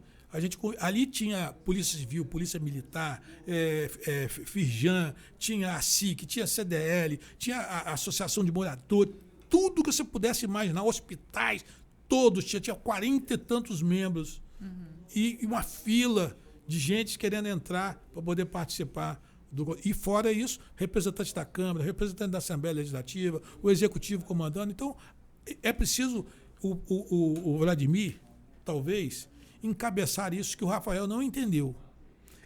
Esse passo de criar o Conselho Municipal para o Desenvolvimento Sustentável era um embrião para se criar o Conselho Regional para o Desenvolvimento Sustentável. Não se fala mais em desenvolvimento municipal sem se falar em desenvolvimento regional. Isso aí. É o nosso lema, bandeira e defesa. Não tem mais. Então, se continuar essa situação que está estabelecida aí, né, de não pensar a região como um todo, por quê? Nós temos o Porto do Açu hoje, é o maior empreendimento privado da América Latina. E aí, o que tem trazido? E aí, o que está trazendo de benefício para a nossa região aqui, sob o ponto de vista de qualquer... Muito pelo contrário. Tem trazido demanda. Tanto para São João da Barra, quanto para Campos e outros municípios. Então, o que eu gostaria de deixar aqui como contribuição para os meninos que estão chegando na política aí, é que nós pudéssemos parar um pouco de fazer política de governo e fazermos política de Estado, com leis, com projetos que sejam projetos permanentes. Né? Porque senão você faz programa de governo, entra outro prefeito, acha que aquilo não funciona, para, o governador para. Então, era isso que eu gostaria. Eu tive a oportunidade de fazer um projeto, campus, pelos próximos 20 anos, quando eu tentei ser prefeito, e aí não consegui. Eu tenho todos esses documentos que a gente pensou, a gente discutiu, eu me preparei, eu viajei, eu fiz tudo que podia fazer para tentar ser prefeito. E quando eu pensei isso, foi quando o Arnaldo teve aneurisma, e que eu o substituí. No primeiro ano do mandato dele, eu como vice-prefeito, na festa do Santíssimo Salvador, em agosto, poucos dias antes, ele teve aneurisma, eu tive que substituir. Eu falei, opa, qualquer momento eu posso ser prefeito, deixa eu estudar. Então, eu fui estudar e rodei tudo, e aprendi tudo que podia aprender, e busquei o que tinha de melhor. Então, eu acho que o que está carecendo hoje, como sua pergunta aí, é que é preciso ter união, ter união. Na hora da eleição, sai na porrada, pô. Não tem problema nenhum, não. Dá canelada, rabo de arraia, tesoura, faz o que tiver que fazer. Mas na hora, depois que terminou a eleição, é preciso sentar à mesa e pensar nas pessoas que aqui estão. Como eu falei, nós temos uma dívida monstruosa que está ainda pairando sobre aqui, sobre o município de Campos, com os indígenas e com os escravizados. Então, essa gente precisa ser resgatada.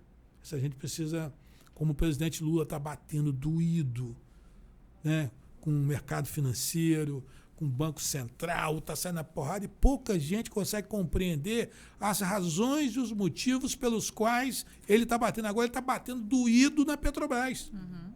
Porque ele entende que o dinheiro que a Petrobras está apresentando de superávit, de grana que está recebendo, não tem que dividir somente com os acionistas, não. Tem um lucro lá, ele pega e distribui. Ele quer que apresente, que aplique em projetos em benefício do povo brasileiro. É isso aí. Pessoal, estamos aqui com 1h38 de programa.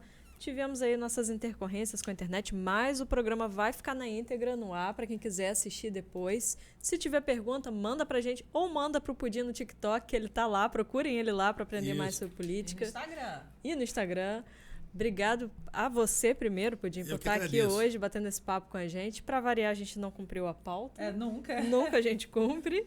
Mas tá bom, porque a gente tem a prerrogativa para a próxima. É isso aí. Obrigada, viu, amigo? Eu que agradeço a vocês.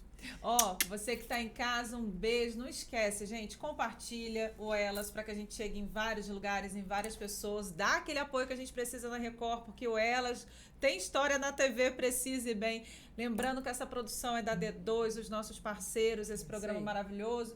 A gente está aqui sempre que vocês precisarem. Procura a gente lá nas redes sociais. Procura o Pudim na rede social, que você vai amar também o conteúdo dele. Beijo para vocês, boa semana. A gente volta dia 9 com um podcast muito legal, que na verdade nós seremos convidadas. Mas só no dia 9 para vocês. Dia 9, né, parente? Especial Dia da Mulher. Mas depois vocês vão ter novidades aí nas redes sociais da D2. Um beijo, gente. Boa noite. Fiquem com Deus. Beijo, tchau. pessoal. Tchau, tchau.